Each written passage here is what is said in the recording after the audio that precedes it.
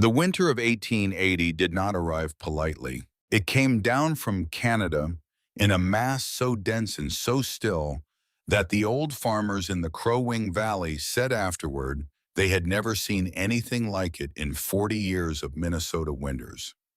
The cold did not fluctuate the way cold normally does, easing through the days and dropping again at night. It simply settled, locked in place by a ridge of high pressure that sat over the northern part of the state like a stone placed on top of a jar lid and refused to move. For 9 consecutive days, the temperature outside did not rise above minus 29 degrees Fahrenheit. On the worst of those days, it reached minus 38, and at that depth of cold, the moisture in your exhaled breath did not drift or disperse. It crystallized in the air in front of your face and fell as a faint shimmer of ice barely visible in the gray light, dropping straight down to the snow beneath your feet. 9 people in the valley did not survive that winter. Not because they were careless, not because they were weak, not because they made some obvious error in judgment that a wiser person would have avoided. They died because the cold exceeded every plan they had made, every store of wood and food they had laid, in every margin they thought they had built into the arithmetic of survival. The cold took what it needed and left the rest. Vera Caldwell was not among the 9. She was 39 years old, a widow living alone on 80 acres of land along a tributary of the Crow Wing River. She had no family within 1,000 miles. She had no savings beyond what the land itself could produce. She had a horse named Flint, a mixed dairy cow named Bess, a woodshed her husband had built in their second year on the property, and a hatch cut into the floor of that woodshed beneath the third row of split birch, hidden under the ordinary weight of ordinary wood that no one who had not placed it there would ever have found. What was below that hatch is why she lived when others did not. This is the story of how it got there, and who taught her the idea that made it possible. Her father's name was Owen Caldwell. He was a farmer in central Ohio, a man who built things to last and did not speak much about what he built or why, because to his way of thinking, a thing that worked was its own explanation. He was not a formal teacher. He did not believe in lessons that came with introductions and conclusions and a clear moral delivered at the end. He believed in showing you something and trusting you to file it away until you needed it. He had learned this from his own father, who had learned it from his, and the understanding went back through a chain of men who had worked cold ground in places where winter was not a season you prepared against, but a force you negotiated with. Owen did not romanticize this. He simply respected it. His people had come from a part of Ohio settled before the century turned, and they had built their structures into hillsides and against ridges long before anyone in the region had thought to write down why this worked better than building on open flat ground. The knowledge had never been documented because the people who carried it had never considered it remarkable. It was simply how you built when you understood what the earth was doing beneath you. The first time he took Vera underground, she was 9 years old. It was late October of 1850, and the surface of the ground outside the old storage shed had already begun to stiffen under the first serious frosts of the season. The sky that afternoon had the particular flat white quality that Ohio skies take on in the weeks before the first real snow, a light that seemed to come from inside the clouds rather than behind them. Owen led her down a set of stone steps cut into the earth beneath the shed foundation. The steps were damp and slightly slick, and she held the rough wooden rail with both hands. The air changed with each step she descended. Not suddenly, not all at once, but gradually, the way a room changes when someone opens a door to somewhere warmer. By the time she reached the earthen floor 6 feet below the surface, the temperature had shifted enough that she could feel it on her face the way you feel the presence of a stove before you can actually see it. The sensation startled her. She had expected cold because cold was what October did to everything, but the earth had its own schedule separate from the sky above it, and the schedule it kept was months behind the one her boots walked on every day. This was the first thing the seller taught her before her father said a word that the world underground was operating on a different clock than the world she walked through every morning. The seller held particular things in the fall of 1850: 6 crocks of pickled cabbage sealed with beeswax, a sack of dried apples that carried the smell of September into October, 2 jugs of cider with cloth stoppers pushed into the necks, a row of root vegetables arranged by Owen's hands with the kind of precision a man uses when he understands that what he places here is the difference between eating well and eating barely through March. Vera had helped load it during the week before this visit, making 4 trips down the steep steps with what she could manage each time.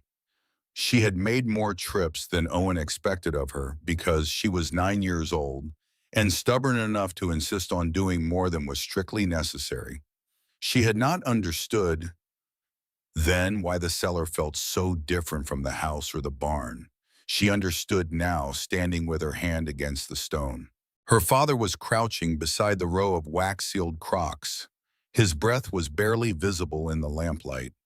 He did not look at her immediately. He placed his right hand flat against the fieldstone wall, palm open, the fingers spread, and held it there. She waited. "The earth remembers summer longer than we do," he said. He pressed his hand harder against the stone as if reading something through his skin. Then he explained. He explained it once completely in the unhurried way he explained anything that mattered. Stone absorbs heat slowly and releases that heat slowly.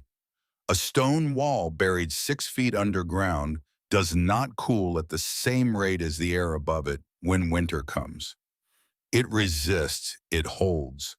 It gives back the warmth it stored through July and August in small, steady quantities across the weeks of December and January without asking for anything in return. The trick, he said, is position, not just depth. The location must be sheltered from the surface temperature swings that steal heat before the stone can do its work. A roof overhead, even the simple floor of a shed, changes the equation entirely. An earthen ridge on the north side changes it further. Ground that has never been turned, that carries decades of undisturbed thermal mass beneath it, changes it most of all. He took her hand and held it against the wall beside his own. He let it stay there for a full minute, patient with the silence while she felt what the stone was holding. The warmth that met her palm was not the warmth of a fire or a stove. It was something older than that, something that had been accumulating since the snows of the previous winter melted, stored in degrees through April and May and June and July and August, and released now 6 feet underground in a slow and deliberate giving back. Then he stood and lifted the lamp and led her back up the steps. He did not add anything. He did not summarize or repeat himself. He trusted the stone wall to make the argument on its own terms. "When you understand that," he said at the top of the stairs, with the cold October air of the surface replacing the cool air of the cellar, "you stop fighting winter. You start borrowing what the ground already has." She was 9 years old. She did not fully understand what he meant, not in any practical sense. But she felt the warmth that was not quite warmth, the cool that was warmer than anything above them, and she held on to the deliberate steadiness of his hand beside hers and kept it. The way you keep something you do not yet know you will need. She thought of the lesson periodically in the years between. Not obsessively, not with any urgency. The way you think of a fact that has no immediate application, but sits somewhere accessible in the back of the mind, like the name of a plant your grandmother taught you, or the right way to set a trap you have not needed to set. It surfaced when she was digging garden beds and felt the way the soil changed temperature with depth, or when she stepped into a barn after a cold night and noticed that the animals had held more warmth than the air outside would have predicted. She filed each observation alongside the lesson and moved on. She would not need it for 24 years. Vera and Nathan Caldwell arrived in the Crow Wing Valley in the spring of 1866, 1 year after the war ended. Nathan had come home from 3 years with the Army of the Cumberland without visible wounds, but with a quality of stillness in the evenings that Vera had learned not to ask about directly. He was a practical man, organized in the way that men who have survived disorganized things tend to become organized. He kept a leather ledger in which he recorded every transaction, every agreement, every payment made or received in a handwriting that was small and dense and completely legible. He did not trust memory, he told her once. Memory adjusts, paper does not. He had learned this during his years in the Army, where a man's survival sometimes depended on someone else's record keeping, and where he had understood that records were frequently wrong in ways that mattered and infrequently right in ways that did not. He had decided that if records were going to exist, they should be right, and if they were going to be right, he was the one who needed to keep them. This was not a quality Vera had expected to love about him. It turned out to be one of the things she loved most. They purchased 80 acres along a tributary of the Crow Wing from a man who had given up after 2 difficult winters and was willing to take a reasonable offer and the dignity of walking away. The land was honest, Nathan said when he first walked it. He meant it as a practical judgment, not a romantic one. The timber was a usable, not ornamental. The hay ground would produce if worked. The creek was in the right place for a reliable water source. The topography offered wind shelter from the northwest, which was the direction that mattered most in a Minnesota winter. He spent the first day walking the perimeter and the second day walking the interior, and on the evening of the second day, he told Vera what he had found and what it would require and what he thought it was worth, and she listened and asked 3 questions, and at the end of the third question, they both understood that this was the place. The first year they built the house. The second year Nathan built the woodshed, an open-faced structure 18 feet wide and 12 feet deep, roofed with cedar shakes open on the south side for loading and pulling, with its back wall anchored against a low ridge of earth that broke the prevailing northwest wind. He built it in the northeast corner of the property because the ridge was there and the wind came from the northwest, and he understood without being told that putting your wood storage where the wind could not reach it from behind was simply common sense. The third year brought a drought that cut the hay yield by a third. They sold 2 pigs at the summer fair to cover the shortfall and bought supplemental hay from Kern to make up the difference. Nathan recorded the transaction in his ledger that evening without complaint and mentioned afterward that they would need to expand the hay ground in the low section the following spring. They did. The fourth year the yield was sufficient. The fifth year they had surplus enough to sell a portion at the county seat. The farm did not become easier exactly, but it became more known to them, and knowing it made the work more efficient even when the work itself did not change. Vera noticed the ground beneath the woodshed the day Nathan finished it. She stood in the shade of the new cedar roof and felt the quality of the packed earth underfoot, and thought without quite forming the thought into words that this was the right kind of ground. Undisturbed for decades, sheltered from rain and frost by the floor above it, sitting in the permanent shadow of the ridge that broke the wind. She had noticed without the language to fully describe it at the time that this ground had a different quality than the ground in the fields or the hillside behind the house. It was denser, carrying decades of temperature stability under the protection of the roof. If you understood what that meant, the location was obvious. She had not yet thought all of this through in explicit terms. She'd only thought this ground is different. This is where I would dig. She filed it away without saying anything. They also dug a root cellar into the hillside behind the house in their third year. 14 feet long, 8 feet wide, its walls lined with stacked fieldstone, its roof made of rough-cut lumber under 2 feet of banked earth. In a mild winter, it held between 38 and 42 degrees, cold enough barely to keep root vegetables and jarred stores from spoiling. Vera did not trust it from the first winter. The walls were not deep enough.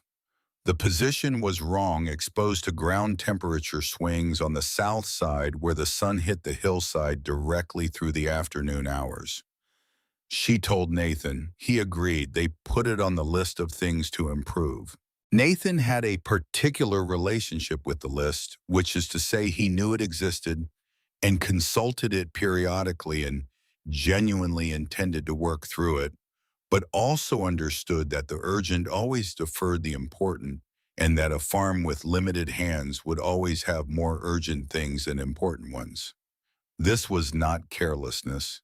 It was arithmetic. Two people building a farm from raw ground in a climate that did not forgive delay have a fixed number of working hours, and the hours that keep the farm alive today will always take priority over the hours that would make it better tomorrow. Vera accepted this because she understood it. She simply kept her own list separate from his of the things she would address when she absolutely had to. The summer before Nathan died was the last summer she had thought about the Ohio cellar specifically. He had been talking about finally addressing the hillside cellar that autumn, about the improvements they would make. She had been about to say something about position and depth, about where she would actually dig, if she were digging, when the conversation had shifted to something else. She had not brought it back. There had been times, she thought. There would be more evenings.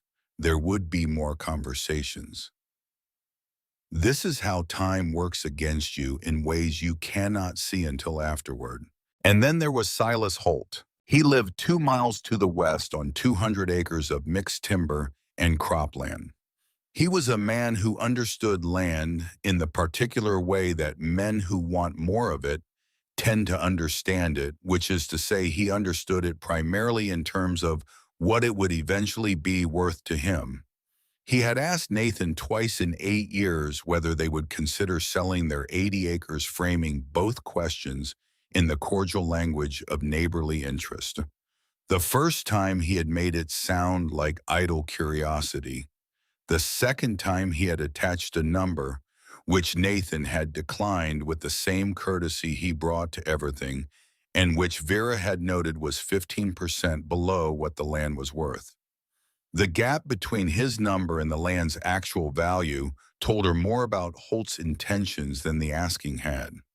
She noticed the way he looked at their property when they crossed paths at the county seat, the way his eyes moved across the timber on the north slope and the hay ground in the low spots. It was the look of a man performing an ongoing appraisal, a man who knew what something was worth and was waiting for the moment when circumstances might make the owner less certain of its value. She noticed it. She said nothing. The summer of 1874 arrived dry and hot, and Nathan worked through it without complaint, the way he worked through everything methodically and without theater. In the last week of July, after a long run of days behind the plow, in the full heat of a Minnesota summer, he came in from the north field bent at the middle and said his stomach had been troubling him since morning. By the following evening, the pain had moved and deepened in a way that Vera recognized from things her mother had described years before. She did not panic. She felt the shape of what was happening with the same directness she brought to anything that could not be undone by feeling badly about it. She assessed what she had. She assessed what she needed. Then she acted. She saddled Flint in the dark and rode 18 miles to the nearest physician. The doctor was out on a call of his own, not expected back until morning. She waited on his porch through the night. The porch faced east, and the hours before dawn were very long.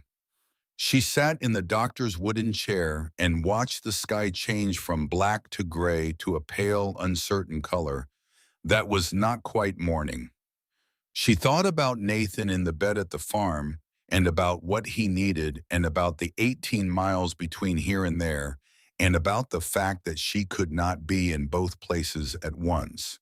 This was the first genuinely hopeless feeling she had experienced in her adult life, and it had a very specific texture.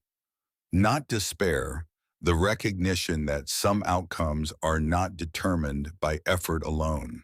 She rode back with the doctor at first light. Nathan died on the fourth day. He was 36 years old. She sat with him through the last night without sleeping.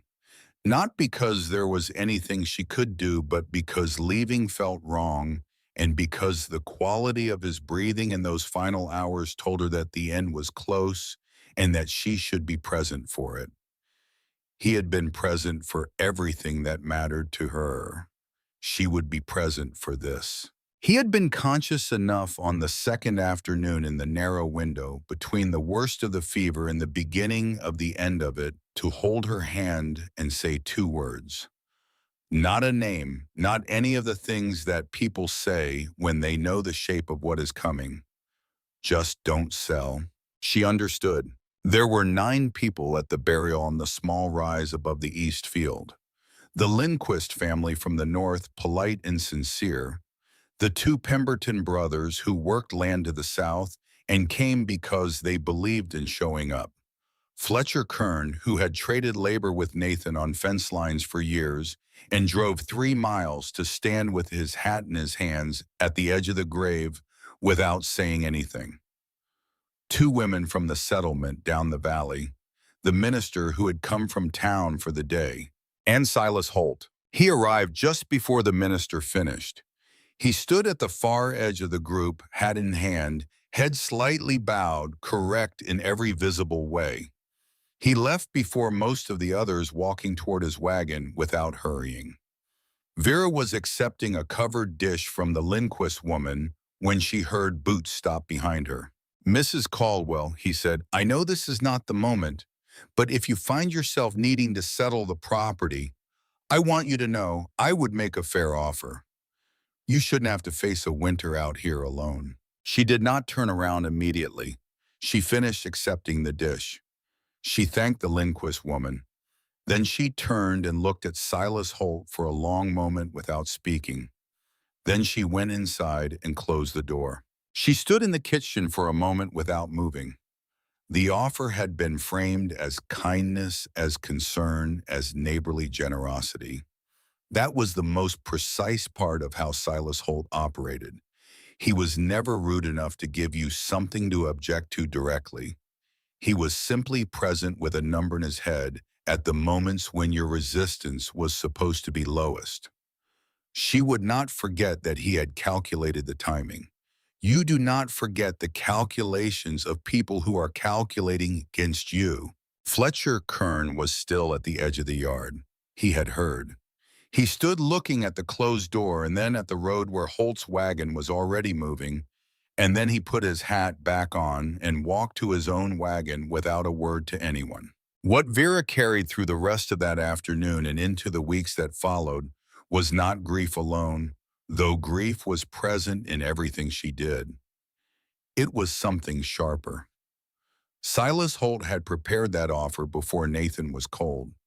He had the words ready. He had calculated the moment. That calculation told her more about the months ahead than anything else could have. She had 80 acres. She had Flint and Bess. She had the woodshed in the house, in the tools, in the root cellar cut into the hillside that she had never fully trusted. 3 weeks into widowhood with winter building on the horizon, she went down to inspect it and found what she had been afraid she would find. The east wall was weeping. Not from rain, not from surface water, but from below moisture wicking upward through the stone joints by capillary pressure. leaving the wall dark and the air inside faintly damp. She dug at the corner of the floor with a spade and found the cause within 20 minutes. Holt's drainage ditch, the one he had regraded that past spring to redirect runoff from his upper field, had shifted the subsurface water table on her property by enough to put her cellar floor directly in the path of a slow underground seep. Whether he had done it deliberately was a question she considered for exactly one afternoon before deciding it did not matter. The effect was the same either way. In a real cold snap, everything inside would freeze. She could not afford that. She could not afford anything she had not already done. She stood in the door of the woodshed and looked at the ground beneath her feet, the cedar roof above, the earthen ridge behind the north wall, the packed, undisturbed subsoil that had never been turned in all the years the shed had stood there. She thought of her father's hand pressed flat against a fieldstone wall in Ohio. She went back to the house and got her notebook and sat at the kitchen table and began to work out the dimensions. Before she had finished the first page of calculations, Silas Holt sent a man to her door. The man was polite and younger than Holt by 20 years. He handed her a folded piece of paper and waited. The paper stated that Nathan Caldwell had borrowed $40 from Silas Holt in the spring of 1871, that the debt had never been repaid, and that Vera, as the surviving party responsible for Nathan's obligations, was expected to settle the balance within 30 days. If she could not, the matter would be referred to the county court. The man waited. Vera folded the paper. "Thank you," she said, and closed the door. $40. It was the precise amount that, taken from her remaining cash reserves, would make a difficult winter catastrophic.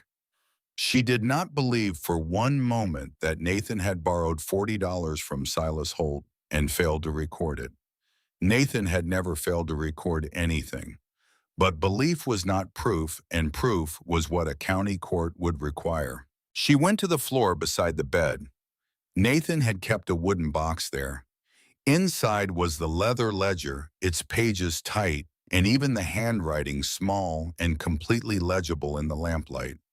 She had always thought of the ledger as Nathan's way of remembering what she already knew. But sitting on the edge of the bed with the box on her lap, she understood that the ledger was not for her. It was for exactly this moment. When Nathan was not there to confirm what had happened, when his word alone was no longer available, when the only thing left of his knowledge was the shape it had made on paper. She opened it to 1871 and turned the pages slowly. March 14th.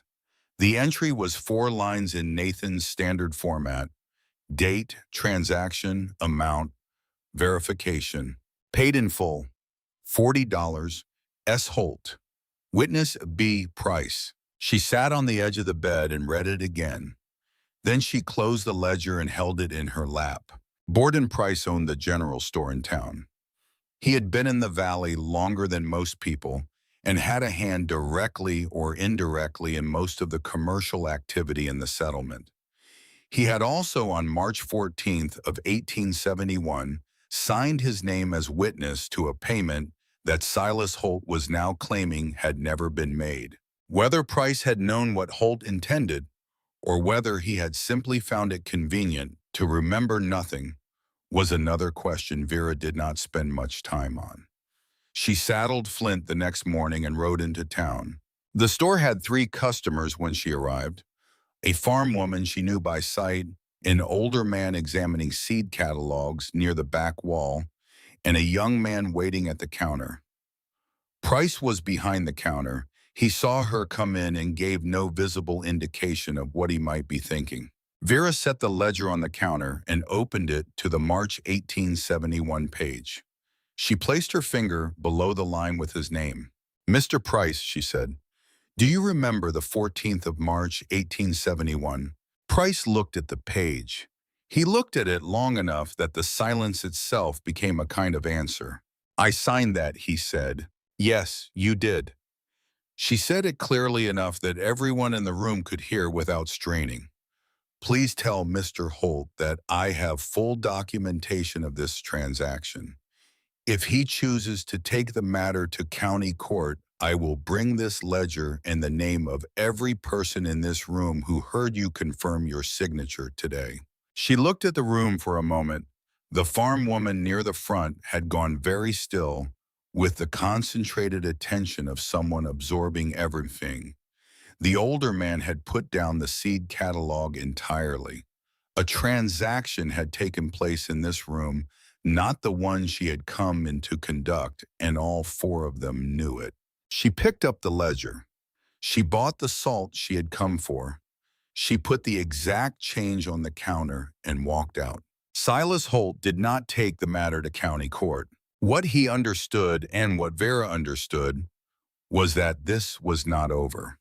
This was a particular kind of man finding out the particular kind of woman he was dealing with. There would be more attempts. The next one would be more careful. She returned to the farm and went directly to the woodshed. She stood in the back half of it in the shadows under the cedar shakes and looked at the ground beneath her feet. Then she went to the tool shed, came back with a long-handled spade, measured out a rectangle 9 feet by 14 feet in the hard-packed earth under the stacked birch, and drove the blade in. The first foot came up easily, black topsoil, loose and light, carrying the smell of roots and long-dried rain.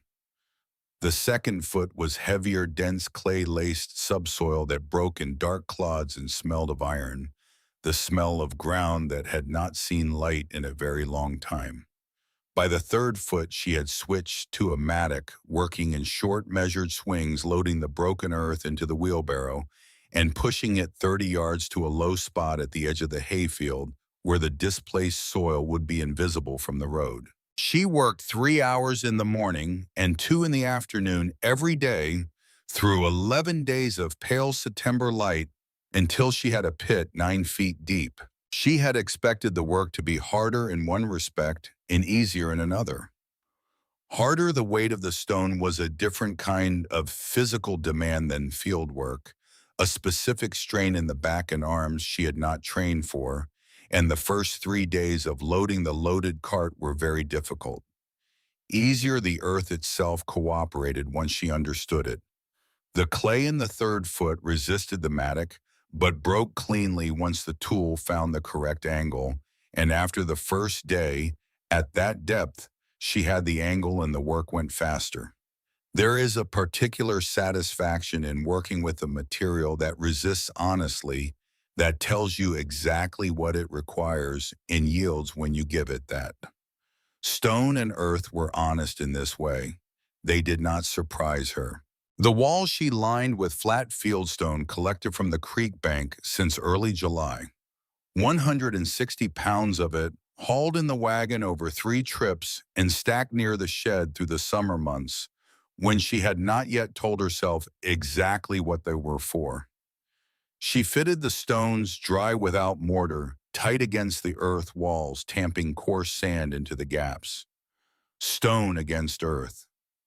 Earth surrounding stone. For the floor, she packed the earth flat, leveled it by eye and touch, covered it first with 3 inches of coarse wash sand. Then she built a fire at the edge of the field and heated smaller flat stones in the flames, wrapping each one in burlap, while it was still hot enough to scorch the cloth, and carrying it quickly down the 8 steps she had cut into the earth wall, placing it on the sand while it still held heat. She burned the heel of her left hand once, reaching for a stone that was hotter than she had judged, but she did not stop. A floor laid with stones that already carried warmth when they went down would not surrender that warmth in a single night or even a series of nights. It would release it in degrees across weeks. The roof she made from 6-inch rough-sawn pine planks laid across the 9-foot span in 2 sections, supported at the center by a beam she mortised into notches cut into the stone walls. Over the planks, she packed 4 inches of the driest hay from the previous summer's cutting, compressed by hand and layered with care. Over the hay, she stretched a sheet of waxed canvas salvaged from a grain cover, overlapping the edges, a full foot on each side, and tucking them down against the stone. Over the canvas, she shoveled 12 inches of subsoil, pressing it into a low arch with her hands and feet until the surface looked like undisturbed ground. Then she stacked the birch back. Every split piece returned to exactly where it had been. The rows neat and ordinary. The hatch a 2-foot square of pine planks with a leather pull strap sitting concealed beneath a third row from the right. To anyone loading or pulling firewood from that shed, nothing had changed. The floor looked solid. The wood sat in its ordinary rows. The building was the same building it had always been, doing the same thing it had always done. That too was part of the design, not an afterthought, the first thought. On the last evening of September, before she began lowering her winter stores, she went down alone with the lamp and stood in the finished pit and held her bare hand at chest height and waited. 42 degrees. She held her hand in the air a moment longer.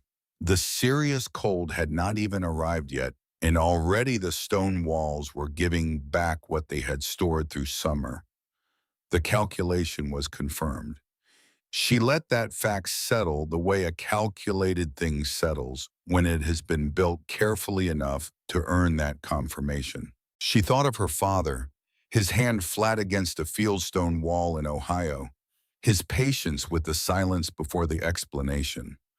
The way he had said it, not like a lesson, but like a fact, he was simply transferring from his hands to hers. She thought of Nathan, 2 words at the edge of a fever: don't sell. She turned off the lamp. She climbed the 8 steps. She fitted the hatch back into place and arranged the birch rows above it and walked to the house. The work was not finished. She still had to load the stores.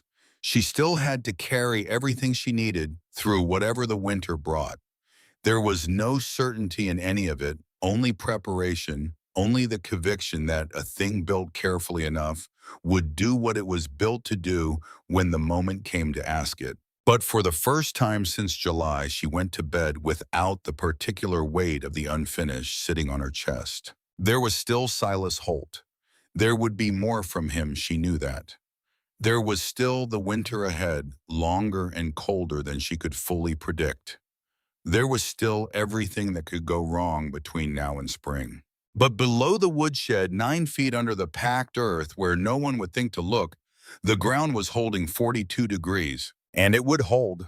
In the last days of September 1874, Vera loaded the pit. She worked by lamplight after the day's other tasks were done, lowering each item carefully down the 8 steps she had cut into the earth wall, and arranging everything with the deliberateness of someone who understood that the order things went in would determine the ease with which she could reach them in the dark of a February morning.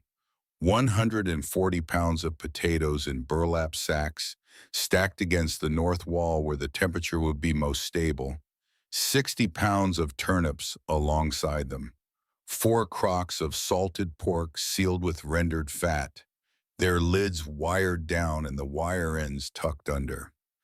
11-quart jars of pickled beets and cabbage she had put up through August, each one wiped clean and placed upright on the sand floor. 2 crocks of lard, a 50-pound sack of cornmeal inside the cedar box she had fitted with a tongue and groove lid to keep moisture from working in through the seams, and at the back, against the east wall where no casual reaching hand would find it first, a tin box containing $40 in paper money wrapped twice in oilcloth. She stood at the bottom of the full pit and raised the lamp and turned slowly. The crocks sat solid on the sand floor. The jars caught the light and gave it back amber and dark red. The sacks were dry. The cedar box was sealed. Everything she would need to live through a hard winter without leaving the property or spending a dollar she did not have.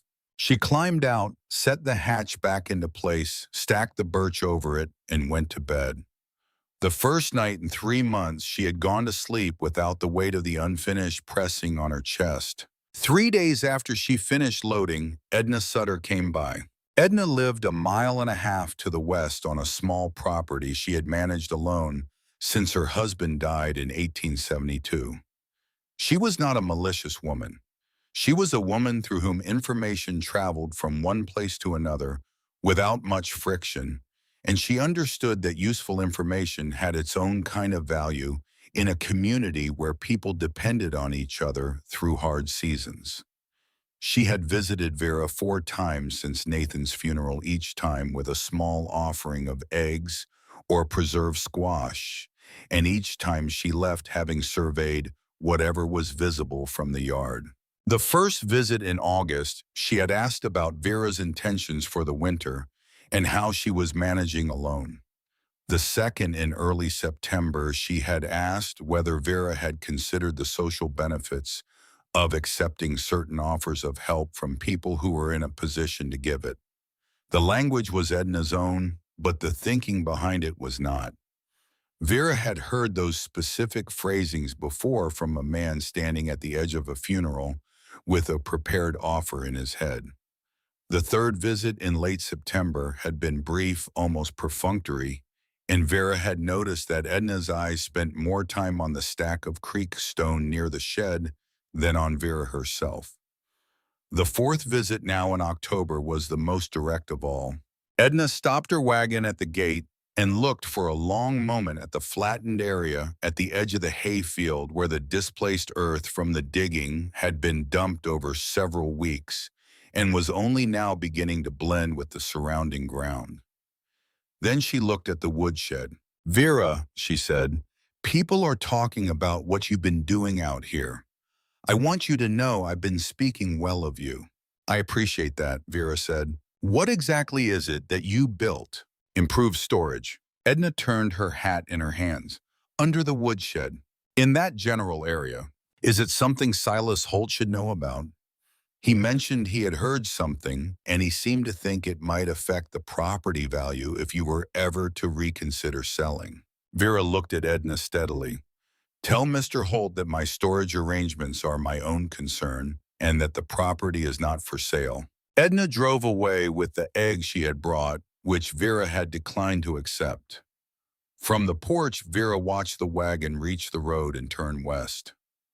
Whatever she had said would reach Silas Holt before the day was out. It would not stop him. It would only tell him that she had built something he had not yet found a way to approach. The first real test came on December 8th. The north porch thermometer read -14 degrees Fahrenheit when she woke. She went through the regular tags, fed Flint and Bess, split the day's wood, made her breakfast. At midday, she walked to the woodshed, moved aside the third row of birch, and lifted the hatch. The air from below was not cold. It was cool and faintly moist, the particular atmosphere of ground that has been separated from what the surface is doing.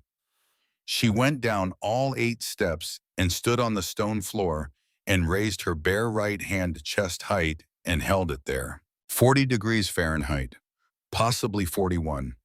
In the 9 feet of stone and sand and packed earth, her father had taught her to read, winter was conducting its business somewhere far above. She stood there longer than the temperature reading required.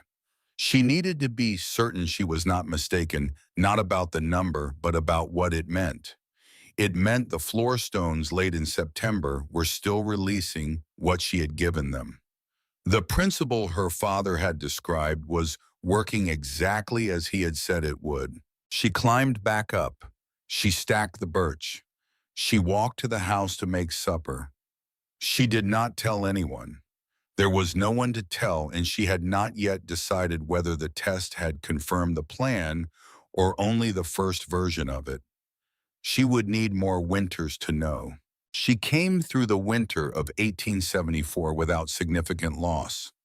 What she took from the first winter was not just the temperature readings, but the specific pattern of them. The pit was not a static thing. It was a system, and like all systems, it responded to conditions she had partially controlled and conditions she had not. The hay insulation had held well in the sustained cold, but she had noticed in late February that the moss on the underside of the canvas carried a faint dampness she had not expected. She made a note. She would watch for it the following year and understand it better before she decided what it meant. The winter of 1875 was milder than any she had experienced in Minnesota. In the spring of 1876, she made two small modifications to the pit's roof layer and replaced two stones in the west wall that had shifted during a hard freeze. Small adjustments, the kind that come from watching a thing operate through a real season and understanding the difference between what you planned and what the plan actually required. The winter of 1876 brought the first real confirmation. It came in the form of 19 days of cold she had not seen before, even after 10 years in Minnesota. The temperature dropped below -22 on the third day and did not come back above it until the 19th. The birch in the north woodlot cracked in the nights. The suet she put out for the birds froze solid within an hour of being placed. The creek made sounds she had not heard it make before, the ice groaning and shifting as the cold drove deeper into it from above. She slept in her clothes for the last 5 days of the cold snap, not because she was too tired to undress, but because sleeping in clothes meant she could be out of bed and functional in under a minute if something went wrong. She woke at intervals through the night to check the bedroom fire and to listen. A farm in extreme cold has its own specific vocabulary of sounds, and you learn to hear the difference between the wood of a house settling normally and the sound of a structure that is beginning to lose the argument with the temperature outside it. Her house did not make that second sound. The chinking she had done in October on the north wall had held. The pit held at 39 degrees throughout the entire 19-day run. She pulled from it twice a week, taking what she needed and sealing the hatch each time with the same care she had used in September. She lost nothing. The Lindquist family, who had a cellar older and shallower than the one Vera had replaced, lost a third of their stored potatoes in that same cold snap. The Pemberton brothers lost their entire supply of preserved apples. The families who had watched Vera work the ground beneath her woodshed with polite skepticism 2 years before were now doing arithmetic in their heads that was coming out differently than before. The word that moved through the community was not admiration, it was curiosity wound tight with the particular suspicion that people direct at anyone who was prepared for something they failed to prepare for. It was easier in some respects to wonder whether Vera had done something improper than to consider whether they had done something insufficient. The direct confrontation came in March of 1877. Vera was at Price's general store buying salt and lamp oil when Edna Sutter spoke up from across the room loudly enough that the 4 other people present could hear without effort. "I think we all know," Edna said, addressing the room in the manner of someone speaking to one specific person while performing for several, that some people in this valley have been storing a good deal more than they declare to the county. It would not be right to let that pass without mention. The store went careful. Price did not look up from the counter. Fletcher Kern was in the back corner near the seed catalogs, and he had been there for several minutes before Edna began talking. He was looking at the floor with the concentrated attention of a man who is listening to everything. The farm woman near the front had gone very still. The older man by the catalogs had turned slightly toward the exchange without moving his feet, the practiced posture of someone listening carefully while appearing not to. Vera set down the salt. "If you have a specific complaint," she said, "you could write it down and submit it to the county assessor. That is the appropriate channel." Edna had not expected to be answered directly. "I am only saying what people are wondering," she said. "I know what you are doing," Vera said, "and I know who is wondering." She paid for her salt and lamp oil and left. Kern was still in the store when she walked out. He did not follow her or say anything. But as Vera's wagon moved down the road, she understood that he had formed a judgment about what he had witnessed and that the judgment was not against her. She found out what he intended to do with it in the summer of 1878.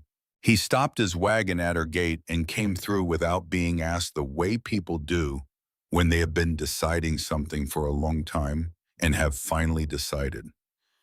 He was not a man who approached things sideways.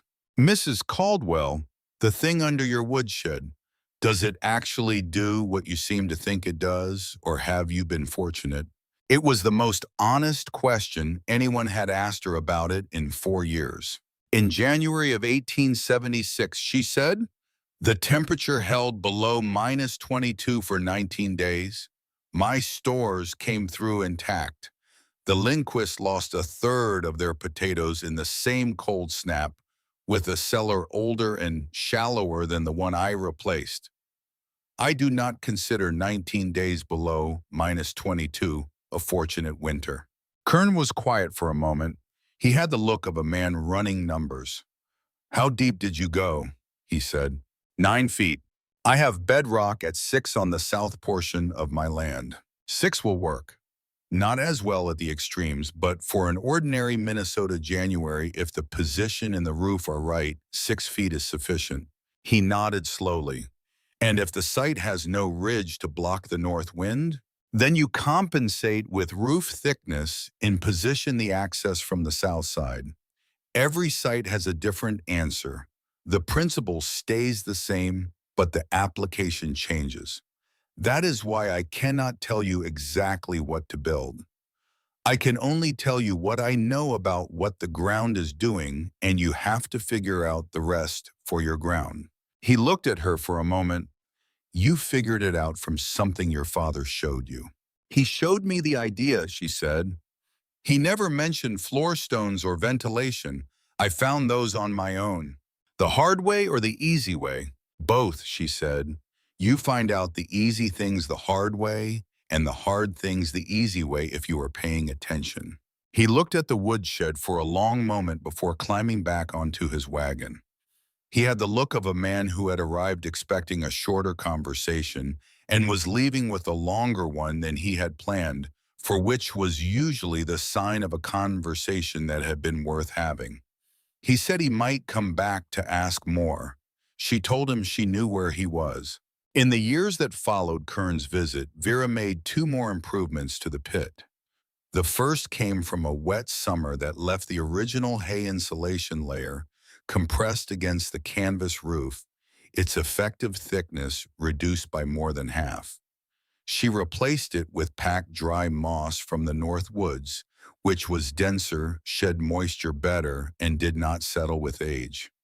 The second improvement was a ventilation pipe, a salvaged section of stovepipe fitted with a damper installed through the roof layer to allow a controlled exchange of air. This resolved the condensation she had been managing manually since the first winter and made the temperature inside more stable across the full range of conditions. The 2 modifications had taken a total of 4 days of work spread across 2 autumns. The difference in performance was not dramatic, but it was measurable in exactly the conditions that mattered most: the extended cold snaps, the wet summers, that tried to undo what the dry autumns had built. Each modification addressed something she had actually observed. Neither had been planned in advance. Both had been necessary. There was a satisfaction in the refinements that was different from the satisfaction of the original construction. The original had been built under pressure, in the shadow of loss, in the specific fear of a woman alone facing her first Minnesota winter without a partner. The refinements were made from something closer to professional interest. She was no longer managing survival. She was improving a system that already worked, in doing so from a position of understanding rather than urgency. The 2 kinds of work feel different in the hands. By the start of 1880, what sat below the woodshed was not the original construction anymore. It was the original principle, refined over 5 years of observation and correction by someone who paid close attention to what was working and what was not, and who made changes based on what she had actually seen rather than on what she had assumed would be true. The distance between those two things is the distance between a design and a working tool. The winter of 1880 arrived with the seriousness the valley had not seen before. On January 14th, the North Porch thermometer read minus 29 degrees Fahrenheit. By evening, it was minus 33. The temperature did not ease in the afternoons the way Minnesota cold normally does. It dropped and held and dropped further. The sky was the specific white gray of sustained high-pressure flat, and without movement, the kind of sky that tells you nothing is changing and that nothing is going to change for some time. The animals knew before the thermometer confirmed anything. Flint had been restless 2 days before the cold locked in, pacing the fence line in the afternoon, stopping frequently to test the air with his nostrils. Bess had gone off her milk production by a third on the 12th, a full day before the temperature reached its lowest sustained reading. Vera had observed both things and drawn the same conclusion the animals had already drawn. She had begun rationing firewood the day before any instrument would have told her to. By January 17th, the reading was minus 38. At that depth of cold, the exhaled breath does not drift. It crystallizes immediately and falls a shimmer of ice dropping in front of your face as you breathe. The birch trees in the north woodlot cracked in the nights, a sound that carried across the snow like something breaking that was not built to break. The creek, frozen solid since November, groaned under the new cold pressing deeper into its ice from above. The hinges on the barn door froze open on the morning of the 18th. Vera freed them with 20 minutes of careful work, with a candle flame holding the flame close, but not touching the iron, waiting for the metal to give. She ran the house on 3 fires with the precision of someone who had developed over 6 winters alone a specific method for calculating fuel consumption. In the late afternoon of each cold day before the evening temperature drop, she counted the stacked rows in the woodshed, estimating the volume by height and depth and the density of the split, then applied a consumption rate based on the outside temperature and wind direction. It was an imprecise calculation. Cold varied day to day, and fire behavior varied with wood moisture and chimney draft, and a dozen other factors she could not fully control. But an imprecise calculation made daily is more useful than a precise one made once. She knew where she stood within a margin she could work with, and that margin was enough to make sound decisions. The kitchen range only during cooking and the hour following. The parlor stove on 2 loads per day instead of 3. The box stove in the bedroom barely fed, just enough to prevent the water bucket from going solid. She checked the animals twice daily. She ate simply. She did not waste anything. Every morning she checked the pit. On the 3rd day of the sustained cold, she went down before dawn with the lamp and no gloves on her right hand. She descended the 8 steps and raised her bare palm at chest height in the dark and waited. 41 degrees Fahrenheit, outside minus 38. The stone walls were dry. The sand floor was cool but not cold. The jars stood intact. The lard was firm. The potatoes in their burlap sacks were sound. The ventilation pipe was doing exactly what it was supposed to do. In over 5 years of operation, through 3 documented cold snaps and 1 hard test, the pit had not failed her once. She allowed herself one moment of something that was not quite pride and not quite relief. It sat between those 2 things, closer to recognition. The sensation of a calculated thing performing exactly as the calculation predicted, under conditions the calculation had been built to address. Then she climbed out and went to make breakfast. On the 7th day, Deputy Amos Colby arrived. She saw him from the north window, a rider moving along the county road with the deliberate steadiness of a man who has been in the cold for a long time and will not let the remaining distance stop him. His coat was dark at the collar and cuffs where frost had settled and stayed. He turned at her gate without slowing and came up the lane. "Mrs. Caldwell, I'm Deputy Colby from the county seat. I've received a report describing an unlicensed underground structure on this property used to conceal stored goods from the property assessment. I need to inspect the premises." Vera stood on the porch and looked at him. His hands on the reins were rigid. His horse was blowing hard. "Come inside," she said. "Your horse can go in the barn. You need to warm your hands before anything else." The request gave her two practical things she needed. It gave her time to think because the thinking done standing in -30-degree air while a stranger waits is not the same quality of thinking as the thinking done in a warm kitchen with a cup of tea between your hands. And it gave her the opportunity to retrieve something from the drawer. Before Colby settled himself at the table, he climbed down without argument. He was a practical man. She could see that the kind of man who understood that functioning in a crisis required functioning first, which meant warmth before anything else. She led his horse to the barn herself and settled it next to Flint and Bess. He watched her do this without comment. She filed that away. When she came back, Colby was standing at the kitchen door with his hat in his hands and frost beginning to run from his collar. She put the kettle on. She went to the drawer beside the stove and removed the notebook she had kept since September of 1874, the record of 11 days of construction entries and 5 years of modification logs and temperature readings entered in two-column tables. She set it on the table in front of the chair where Colby was going to sit. Then she poured the tea. Colby sat down and looked at the notebook on the table, and Vera stood at the stove and waited. On the 9th day, Bess nearly died. Vera had been checking the cow 3 times daily through the worst of the cold extra hay each morning. Warm water carried from the kitchen range in the evenings, careful attention to the quality of breathing and the stability of stance. For an ordinary January cold snap, a mature dairy animal in good condition could manage.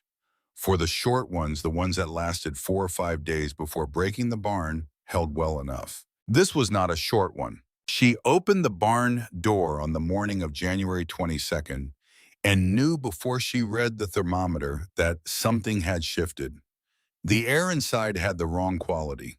Not the ordinary cold of a barn in January, a deeper stillness, the kind that accumulates in a space that has been losing heat for too long without replenishing it. The center post thermometer read 9 degrees above zero.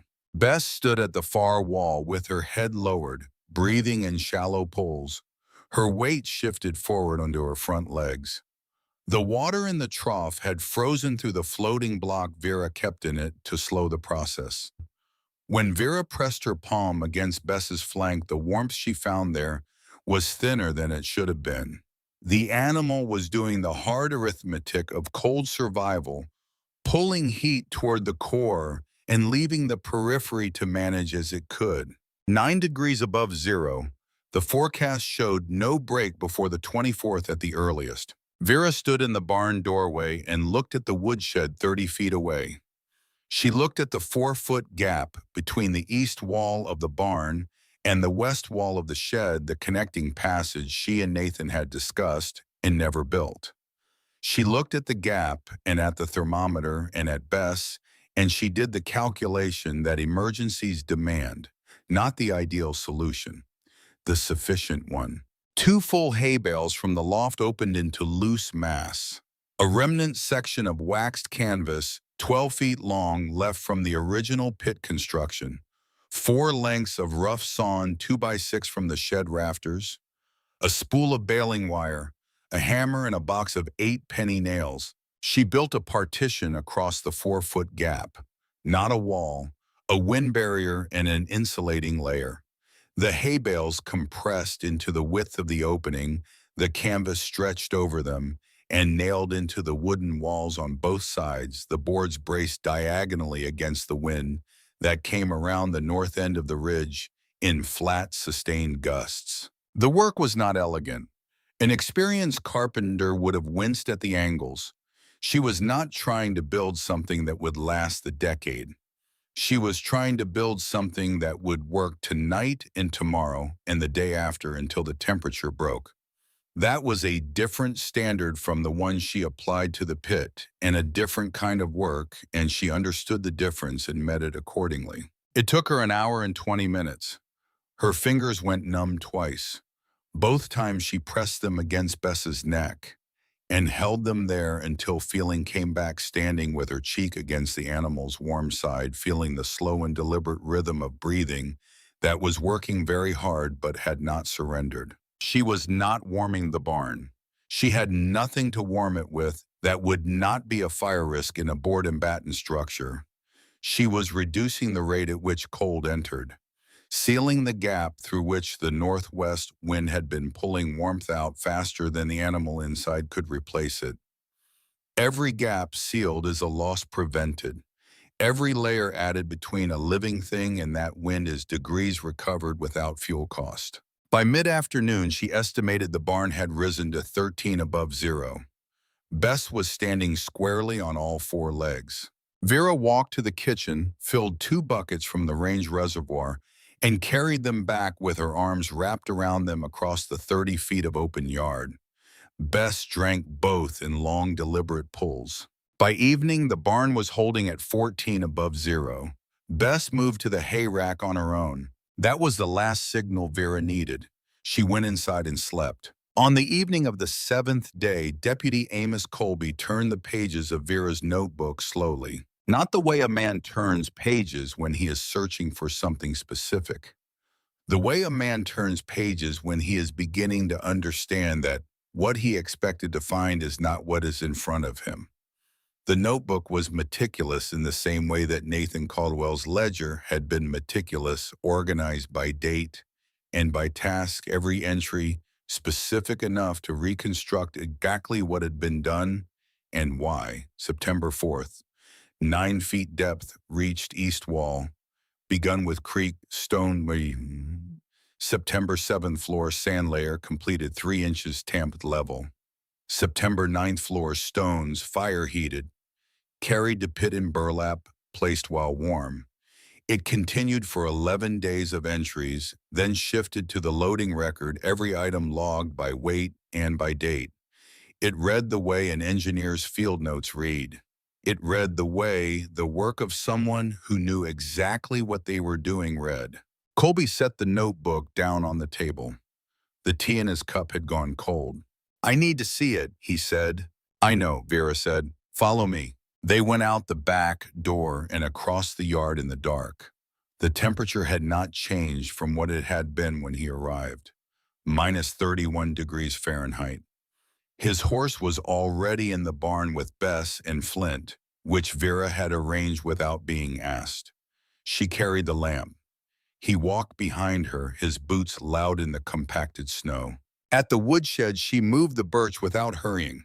Split piece by split piece, the third row from the right setting, each piece aside in order until the hatch was clear. She pulled the leather strap and lifted the cover back. The air that came up from below was immediate and unmistakable. Not warm in any absolute sense, but warm relative to the world they were standing in, the way the air above a deep well is different from the air surrounding it. Colby took a step back, then forward again. He held his bare hand over the opening. Vera held the lamp so he could see down. The stone walls, the sand floor, the pine beam mortised across the center span. The small thermometer nailed to the east wall supported its column sitting just above the 40-degree mark. Colby looked at that thermometer for a long time. Then he looked at the thermometer nailed to the outer shed wall, minus 31. He crouched at the edge of the opening and looked into the pit. What he was looking at was 9 feet of stone-lined earth, holding 40 degrees of warmth in minus 31-degree air. He was looking at the inside of a calculated thing that was doing exactly what it had been calculated to do. He was a man who had inspected many things in his career as a county deputy, most of them either exactly as reported or worse, and what was in front of him now was neither. He stayed like that for a while. The lamp threw his shadow long behind him across the birch rows. Then he stood. He took his hat off, which he had not done inside the house, and turned it in his hands. The gesture of a man buying himself time to figure out what he actually wanted to say. The report I received, he said, described an unlicensed underground structure being used to conceal stored goods from property assessment. I know what the report described. The notebook you showed me does not look like concealment. No, it does not. Another silence. The cold pressed in around the edges of the lamp's small circle of light. I don't see a violation here, Mrs. Caldwell. I'll write the report that way. He put his hat back on, pulled his coat collar up, and walked back toward the barn to collect his horse. Vera stood at the open hatch a moment longer. She looked down into the 40-degree dark and then at the -31 dark around her, and thought about the specific kind of exhaustion that comes not from the work of building a thing, but from the work of defending it from people who never had any intention of understanding it. She fit the hatch back into place. She stacked the birch. Colby rode out before dawn 12 miles back to the county seat. He had said almost nothing during the walk from the woodshed to the barn. He had retrieved his horse, settled his hat, buttoned his coat to the top button, and mounted without the kind of preliminary remarks that men usually make when concluding an awkward visit. The absence of those remarks told her more than the remarks would have.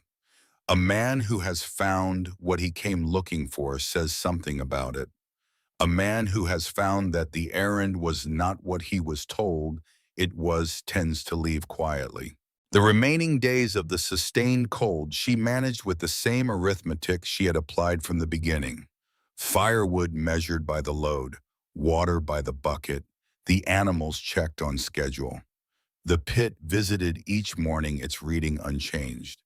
The cold had not broken, but it had stopped growing, and sometimes in an emergency that is all you can ask for. She never saw Colby again. 3 weeks later, when she went to the county office to pay her property assessment, the clerk told her without being asked that a complaint regarding her land had been reviewed and found without merit. Silas Holt had spent 4 years trying to move her off her property. He had tried an offer she could have been tempted by if grief had made her desperate. He had tried a debt she did not owe. He had used Edna Sutter as his eyes through 2 winters. He had used a deputy and a county office as his instrument in the coldest week of the hardest winter the valley had seen in living memory. Every time she had been ready. Every time the work she had done quietly and carefully, while no one was watching, had been the answer to whatever he had attempted. She did not feel triumphant.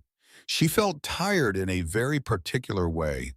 The tiredness of someone who has won a fight that should never have needed to be fought against an opponent whose only real weapon was the assumption that a woman alone would eventually run out of the will to stand her ground. She had not run out. What she had was something harder to name than stubbornness, though it contained that. It was more like the quality that keeps a person working when the outcome is not yet certain.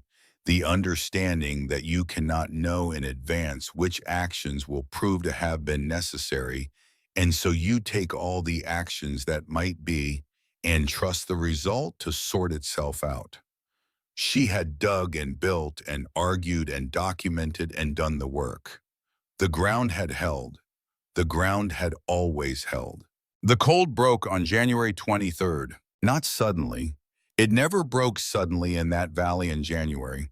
A pressure shift moved through overnight. Something changed in the invisible architecture of the air above the plains, and the morning thermometer read -15 instead of -34.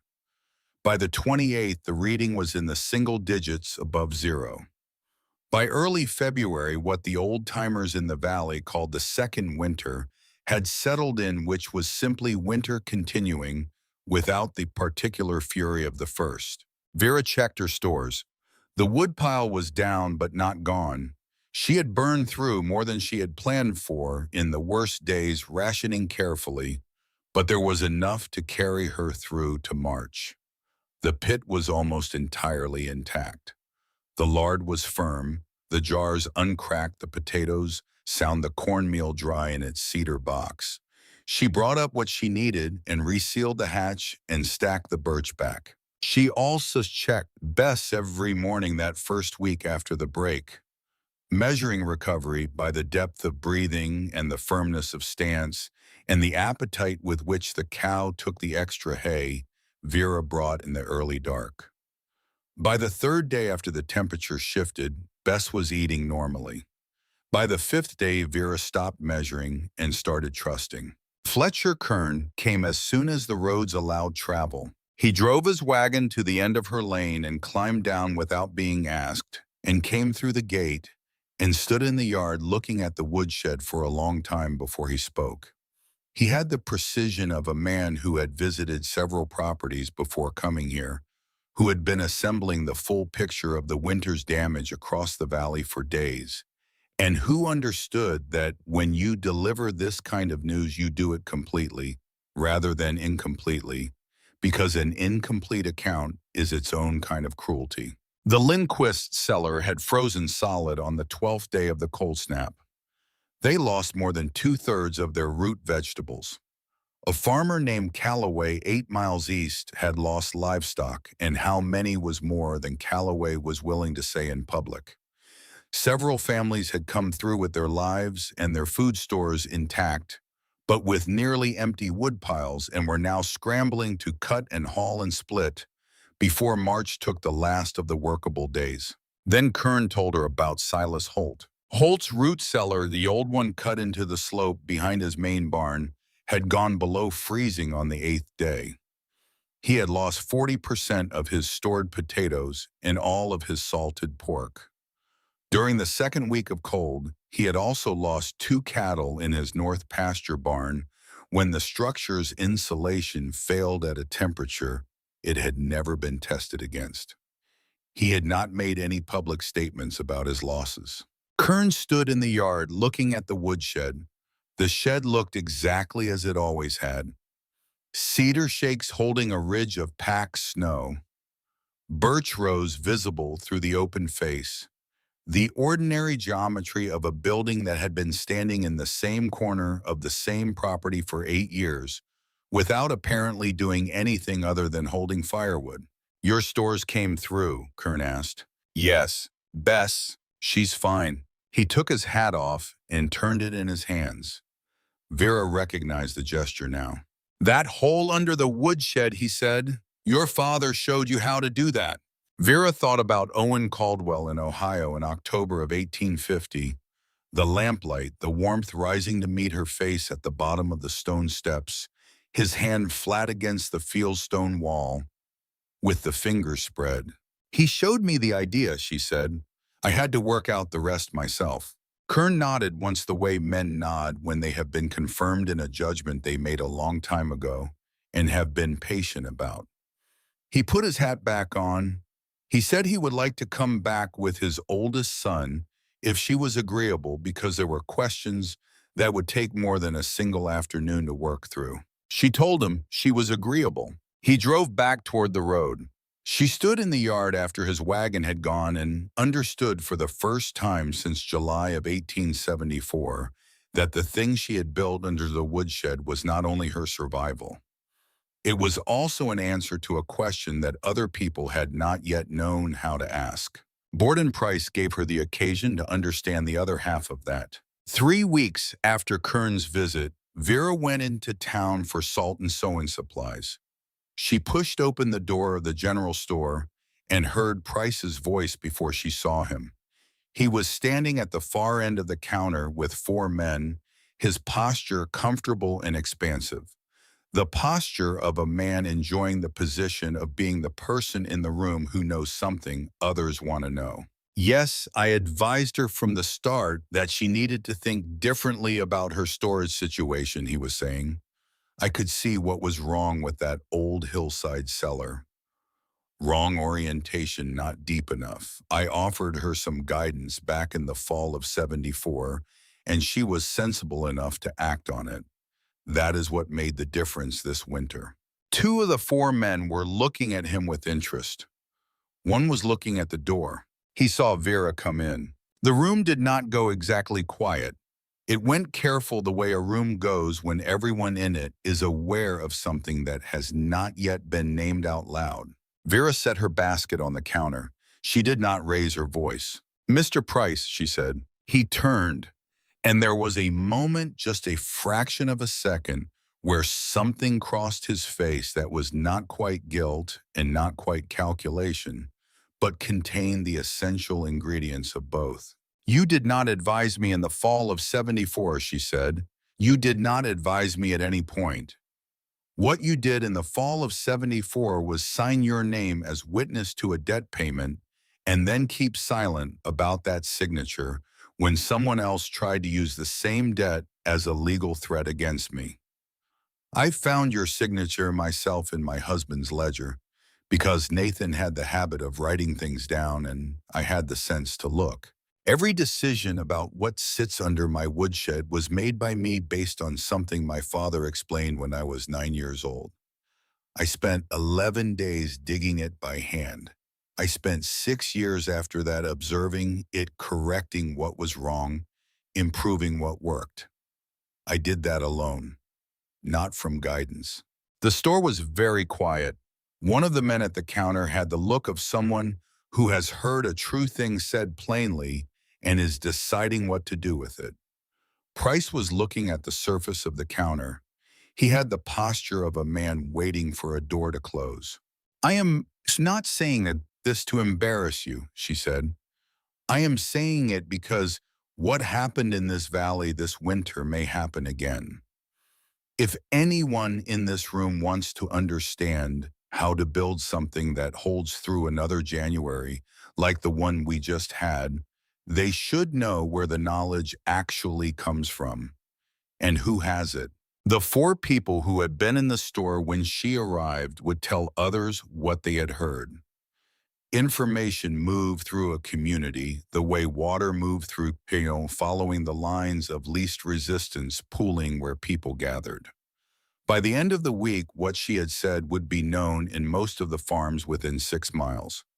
Some of them would draw the conclusion she intended that the knowledge came from a specific source, and that source was available to share it.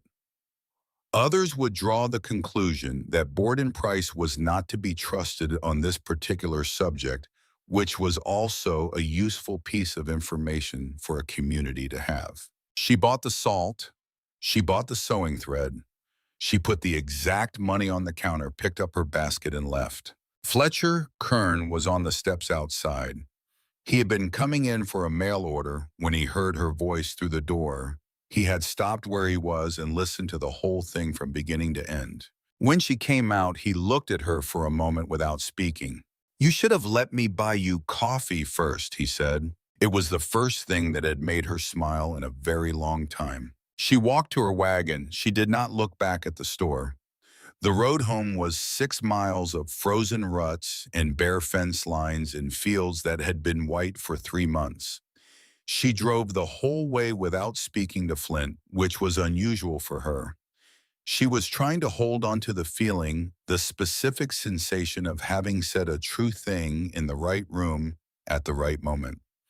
It did not happen often enough to take for granted, and she wanted to remember exactly how it felt in case it did not happen again for a long time. 3 weeks after that, Kern returned to the farm with his oldest son, Daniel, a young man of 22, with his father's habit of measuring things before he moved them and his mother's patience with silence. They brought a written list of questions. The list was organized by category: construction, first, then material specifications, then seasonal operation, then problem solving for specific failure conditions. It was a list of a young man who had thought carefully about what he did not know. Vera read it top to bottom before answering anything, because the list told her more about what Daniel understood than what he was asking did. She had come to understand one thing about passing knowledge along in the preceding year: begin with what the person already understands. Daniel already understood soil and stone and weather. He understood the way temperature moved through a barn and the way the ground froze and thawed at different depths depending on what was above it. She did not need to teach him the foundational physics. She needed to show him how the specific application worked in practice, which is a different kind of teaching from the kind that starts at the beginning. She answered every question. She gave them the complete account, including the mistakes she had made in the first version and the two modifications she had made in the years since. She told them about the hay layer that had compressed in the humid summer and lost nearly half its insulating value before she caught it, and how she had replaced it with packed dry moss from the North Woods, which was denser, did not settle with age, and performed better in every condition she had tested it against. She told them about the ventilation pipe she had added the year after, a salvaged section of stovepipe fitted with a damper that allowed controlled air exchange without meaningful heat loss. She wrote the loading schedule down for them on a separate sheet of paper with the specific temperature indicators to watch for across the seasons. Then she took them down. Daniel Kern stood on the stone floor and looked up at the moss and canvas ceiling and turned slowly, taking it in. Then he reached out and placed his right hand flat against the east wall, palm open, fingers spread. Vera stood at the base of the steps and did not move. She had seen that gesture exactly once before. From her father in Ohio in October of 1850, in the lamplight of a storage cellar beneath a shed floor, when she was 9 years old, and the hand against the stone was reading something she had not yet learned to read. She understood it now. It was a person learning to listen to what the earth was saying through their skin. "How long does it hold at this temperature?" Daniel asked, his hand still against the wall. "Through February," Vera said. "Into March in a cold year if you have loaded the floor stones correctly." He nodded slowly. His father stood behind him watching, and Kern's face in the lamplight held something Vera had not seen on it before. It was not pride. It was closer to recognition, the look of a man watching something arrive that he has been waiting for without knowing exactly what shape it would take. Vera looked at the two of them, father and son, in the same pit she had dug alone in September of 1874, and felt something she did not have a name for. Not satisfaction exactly. Something older than that. The sense that a thing carried alone for a long time had finally found more hands to carry it forward, and that the weight distributed would last longer than it would have under her keeping alone. They built their own version that spring under the south end of their equipment shed, following Vera's dimensions as closely as the different site allowed. Kern wrote to her in June to say the floor stones had gone in without difficulty. He wrote again in November to report that the first temperature readings were holding well. The following February, in a cold snap that came through the middle of the month and lasted 11 days, their cellar held at 38 degrees throughout. They lost nothing. The knowledge traveled from there the way practical knowledge travels in farming communities, not through any formal channel, but through the direct line between a problem and a person who has already solved it. It moved without ceremony, without attribution, without anyone writing it down in a form that would outlast the people who carried it. Fletcher Kern taught it to his sons. His sons used it. Two families who had lost stores in the winter of 1880 came to Vera directly that spring through Kern, and she walked each of them through the construction sequence and the principles behind it and the specific mistakes to avoid. By the middle of the decade, there were 4 working versions of the design in the valley, each adapted to its particular site, each one owing its essential logic to 11 days of September, digging in 1874, and the questions a man and his son brought, written on a piece of paper 6 years later. None of them connected any part of it to Borden Price. Silas Holt made one final attempt in the autumn of 1880, filing a request with the county assessor's office to have the underground structure on Vera's property reclassified as a permanent storage improvement and taxed at the higher corresponding rate. The assessor reviewed the request. Deputy Colby's report from January was in the file, noting the structure was a lawfully built root cellar with no violations found. The reclassification request was denied. Holt sold his 200 acres in the summer of 1883 and moved south.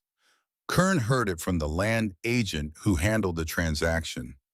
The reason given was financial difficulty. Vera did not ask for details and received none. She heard his name once after that in passing at the county seat, and it meant nothing to her in the way that the names of forces you have already weathered mean nothing when the weather has changed. The pit beneath Vera's woodshed stayed in use for 11 more winters. She improved it twice in the years that followed. The first was an extension of the stone floor by 2 feet on the east side, adding thermal mass she had concluded was marginally insufficient after observing the floor temperature drop a full degree more than she wanted on the coldest nights of that first genuine test. The second was a clay drainage channel cut into the base of the west wall and let out through a small pipe to daylight on the downhill slope below the shed, after a wet spring showed her that even a well-built pit was not invulnerable to subsurface water if the ground conditions shifted enough. Both modifications took less than a week. Both of them addressed specific things she had observed rather than things she had theorized. She had come to understand over the years of working with the pit that the difference between a thing that lasts and a thing that merely survives is the willingness to keep asking what could be better and then answering that question with work rather than with intention. By the late 1880s, what sat beneath that woodshed was the product of 14 years of iterative work by a woman who had started with an idea and a matic and no certainty that it would function. It functioned. Season after season, without negotiation, it functioned. And the ground held its 40 degrees the way ground holds things, without drama, without acknowledgement, without requiring anything from the person who had put it to use. Vera sold the farm in June of 1893 and moved to Rochester, where her niece lived, and where the winters were, if not mild, at least not her responsibility to prepare for alone. She was 52 years old. The farm had given her what it could give, and she had given it what she could give, and the account between them was settled. She did not look back when she drove out of the lane for the last time. She had learned in the years since Nathan's death that looking back at a thing you were finished with served no purpose, that forward attention could not serve better. The 80 acres, the woodshed, the pit 9 feet underground, those things would continue whether she watched them or not. That was the nature of something built to last. The couple who purchased the property were young, from a settlement in Wisconsin, with the particular optimism of people who have not yet experienced what they have bought. Their name was Halstead. They arrived with 2 small children and a wagon full of furniture and a great deal of enthusiasm and very little understanding of what a northern Minnesota winter was prepared to do to people who underestimated it. Their second winter reorganizing the Firewood in late November, the husband pulled on what he thought was a loose board and found the leather strap. He pulled it and the hatch came up. He called his wife over. They stood together at the top of the 8 steps, looking down into the stone-walled pit, its sand floor, its moss and canvas ceiling intact and undisturbed, and exactly as Vera had left it the last time she had sealed it before leaving. They wrote to her at her niece's address in Rochester. She wrote back 3 paragraphs. The first explained what it was and how it worked in the same way Owen had explained it to her once, completely, without simplification or embellishment. She gave them the complete account, including the floor stones and the ventilation and the specific things to watch for in a wet summer. The second explained the loading schedule and the seasonal temperature indicators to watch for. The third was shorter than the other two. The Earth remembers summer longer than we do. It takes months to cool. Once you understand that winter stops being the enemy, you are not fighting the cold. You are borrowing what the ground already has. The Halsteads used the pit every winter for 28 years until they were old, and the farm passed to their daughter, a woman named Mabel, who had grown up carrying stores down those 8 steps every September and bringing them back up every January and February when the winter was long and the road out was uncertain. Mabel described the pit to a neighbor once in the 1920s when the neighbor asked why she seemed unconcerned about food storage in a year when the winter had turned particularly unforgiving. "It is the most reliable thing on this property," Mabel said. "More reliable than the furnace, more reliable than the road, more reliable than whatever the almanac tells you in October. My parents used it every year they lived here. I have used it every year of my life. It has never once let us down." The neighbor asked who had built it. "A woman named Caldwell," Mabel said. "She was here before my parents bought the place. She left a letter explaining it. My mother kept the letter for 30 years. The neighbor asked whether the letter was still around. "No," Mabel said, "but I remember what it said." She told him the last paragraph. Word for word, the way you remember something you first heard when you were young enough to carry it through your whole life without it wearing down. The neighbor was quiet for a moment after she finished. "Who taught her that?" he asked. Mabel thought about it. "Her father," she said. That is all the letter mentioned. Just that her father showed her the idea, and she had to work out the rest herself. That is the whole of it. A woman in Ohio who married a man who kept careful records and went north with him to build something honest on 80 acres along a tributary of the Crow-Wing River. A father who pressed his hand flat against a fieldstone wall in a root cellar in 1850 and told her that the earth held summer longer than she might expect. A pit dug in 11 September days in the year of a man's death below a woodshed that looked like nothing more than what it had always been in the corner of a property that a man named Silas Holt spent 4 years trying to take from her and never did. No patent, no diagram, no newspaper account, no historical marker at the edge of the field where she once wheeled the displaced earth out to the low spot and watched the autumn grass grow over it until it disappeared. Just the knowledge itself, handed from a palm pressed against stone in Ohio to a palm pressed against stone in Minnesota to the hands of a young man who had driven 3 miles with a written list of questions, and from there outward through a valley in a generation and onward beyond any record that anyone thought to keep. The cold kept coming the way cold always comes, with no particular interest in the plans of the people living in its path.